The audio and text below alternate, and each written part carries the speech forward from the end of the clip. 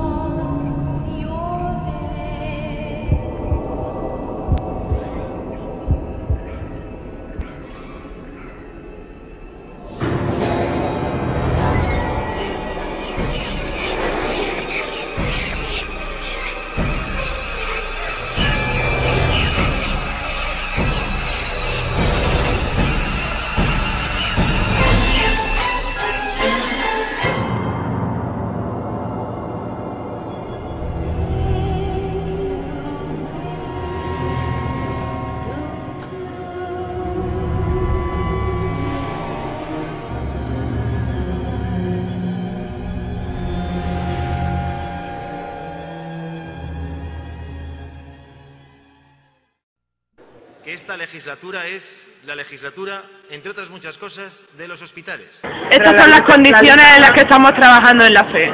Estas son las condiciones para que todo el mundo lo vea. Que se acaba de caer el techo.